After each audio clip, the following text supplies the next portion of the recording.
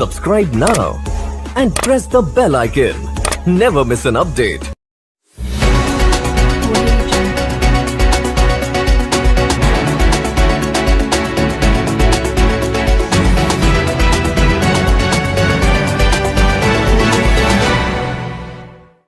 CM Hemant Soren ने पलामू में 5,132 युवाओं को सौंपा नियुक्ति पत्र, केंद्र सरकार पर साधा निशाना।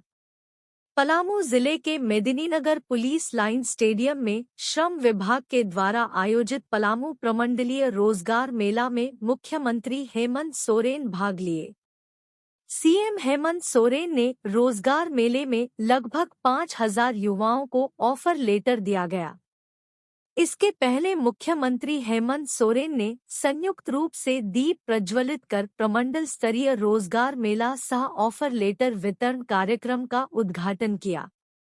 कार्यक्रम में मुख्यमंत्री हेमंत सोरेन के साथ श्रम नियोजन मंत्री सत्यानंद भोक्ता, ग्रामीण विकास मंत्री आलमगीर आलम, मनिका विधायक रामचंद्र सिंह, लातेहार विधायक बैजनाथ राम एवं मुख्यमंत्री के सचिव विनय कुमार चौबे शामिल हुए।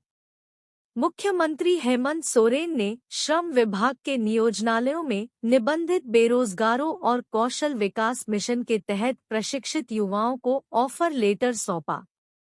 बिरसा योजना अंतर्गत झारखंड कौशल विकास मिशन तहत संचालित विभिन्न कौशल विकास केंद्रों से प्रशिक्षित युवाओं को ऑफर लेटर दिया गया। ऑफर लेटर पाकर अभ्यर्थियों के चेहरे खिल उठे। सीएम हेमंत ने केंद्र सरकार पर निशाना साधा। सीएम ने कहा कि भाजपा सरकार झारखंड के लोगों को ठगने का काम किया है। केंद्र सरकार द्वारा झारखंड के लोगों को आवास नहीं दिया जा रहा है, लेकिन हमारी सरकार ने बहुत जल्द लोगों को अबुआ आवास देगी, जिसकी लागत 2 लाख रुपए होगी। झारखंड के हर लोगों का अपना पक्का घर होगा।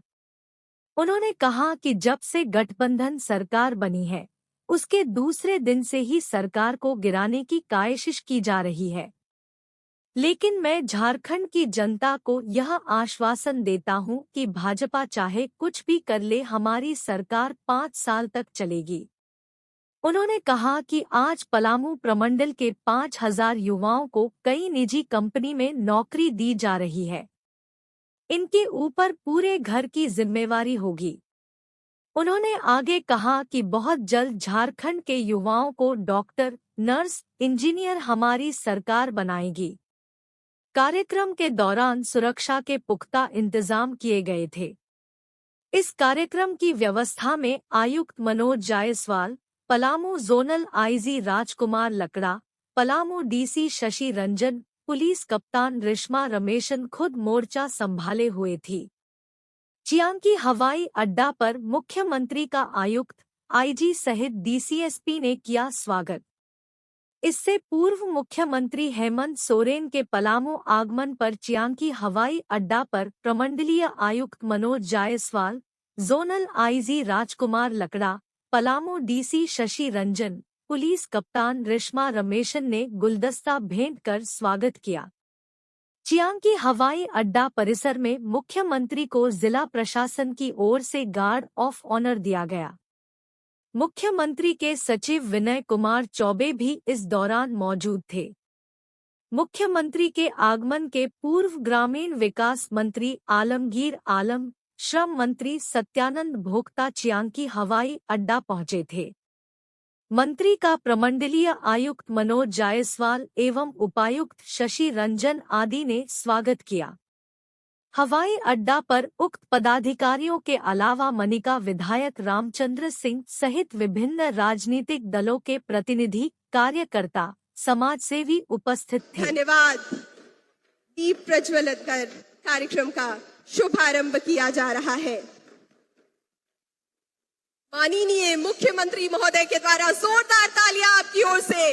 हमारे बीच युवा शक्ति विद्यमान है और जोरदार तालियां। आज का ये कार्यक्रम समर्पित है हमारी युवा शक्ति को।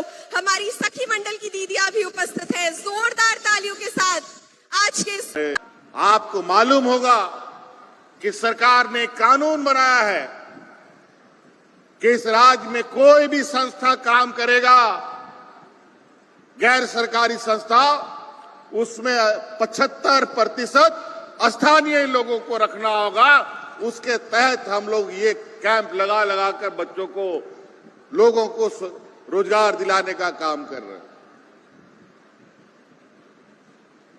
सरकार की नियुक्तियां तो अलग निकल ही रही हैं।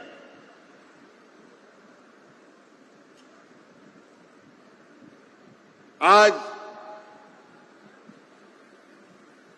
हमारे सरकार को कई चुनौतियों से गुजरना पड़ा है। कोरोना जैसा महामारी हम लोगों ने देखा, सुखाड़ की स्थिति हमने देखी और राज्य में लोगों को भूखा मरते भी देखा था। लेकिन सरकार बनने के बाद आप लोगों के आशीर्वाद से, आप लोगों की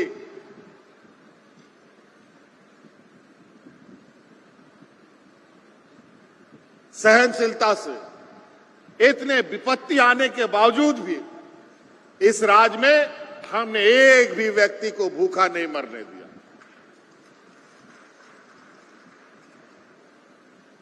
नहीं तो पूर्व के सरकारों की स्थिति ऐसी रही है कि लोग हाथ में राशन कार्ड लेकर के भूख से मराए।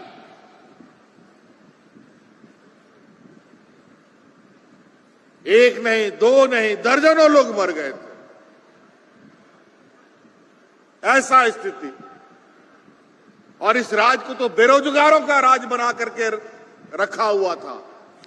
ये तो कोरोना जैसा महामारी आया, तब हमें यह पता चला कि इस राज्य से कितने बड़े पैमाने पर यहां के नौजवान दूसरे राज्यों में पलायन करने चले जाते हैं।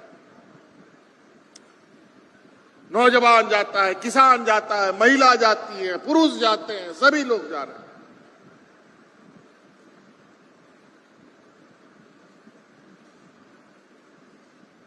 कोरोना काल एक तरीके से हमारे लिए बहुत बड़ा चुनौती भी था, लेकिन इस राज्य के लिए, हमारे लिए वो एक बहुत बड़ा सीख भी रहा है। जब हम इस कोरोना के पीरियड में हमारे जो मजदूर अलग अलग राज्य में फंसे हुए थे, वहां से हम हवाई जहाज से ढो ढो करके ला करके गांव में भेजने का काम कर रहे थे। उसी दिन से हमने ये तय किया कि किस तरीके से राज्य के अंदर ही लोगों को रोजगार अधिक से अधिक उपलब्ध हो। दूसरे राज्यों में जाने का मना ही नहीं है। अगर अच्छा काम मिलता है तो दूसरे राज्य में लोगों को जाना चाहिए। अधिक पैसा मिलता है, अच्छी नौकरी मिलती है, अच्छी रोजगार मिलती है, तो लोग, और मनुष्य का प्रवृत्ति भी है, लोग चलता रहता है और उससे अर्थव्यवस्था भी चलता है। लेकिन हमारे इस राज्य के लोग मजबूरनवश, कई लोग जाने के लिए मजबूर हो, ये ठीक नहीं है। और कुछ तो षड्यंत्र रच करके लोगों को काम से अलग किया जाता है। अभी मैं दुमका से आ रहा हूं। कल दुमका में हम थे। दुमका में भी ऐसे भव्य कार्यक्रम, लेकिन चलते चलते हम सोचते रहते हैं कि यहां के लोगों को कैसे हम काम दें। ठीक है, दिल्ली मुंबई में जाकर के 500 रुपया दिहाड़ी में काम करेगा, और वो भी दिल्ली मुंबई में। अगर यहीं पर आकर के 250-300 रुपये में काम मिल जाए तो क्या दिक्कत है। लेकिन वो 250-300 रुपया भी उसको कैसे समय पर मिले, इसकी व्यवस्था अभी तक नहीं हो पाई। और यही वजह है कि राज्य के अंदर और राज्य के अंदर चल रहे कार्यों में लोग थोड़ा रुचि कम लेते हैं। लेकिन इस व्यवस्था को हम बदलने की पूरी तैयारी कर रहे हैं। आज राज्य में मनरेगा का कार्य हो, प्रधानमंत्री आवास बनाने का काम हो, चाहे और कोई योजना हो, जो केंद्र अपने हिस्से का पैसा देता नहीं है और हमारे मजदूर भाइयों को समय पर पैसा नहीं मिलता। चाहे वो कुआं खोदने का काम हो, चाहे वो मिट्टी काटने का काम हो, चाहे कोई आवास बनाने का काम हो, कई ऐसी योजनाएं,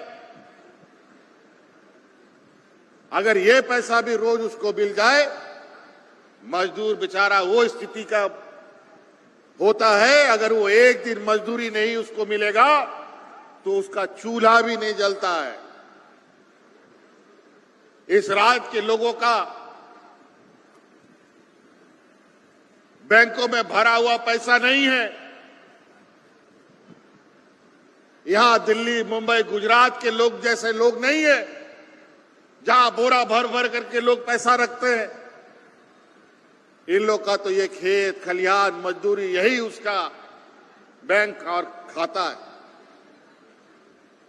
और यही वजह है आज इस राज्य की गरीबी की वजह से हमने इस देश का ये पहला राज्य बनाया जहां हम इस राज्य के सभी बुजुर्गों को पेंशन देने का काम करते हैं, सभी विधवा महिला को पेंशन देने का काम करते हैं, सभी विकलांग को और एकल महिलाओं को पेंशन देने का काम करते हैं।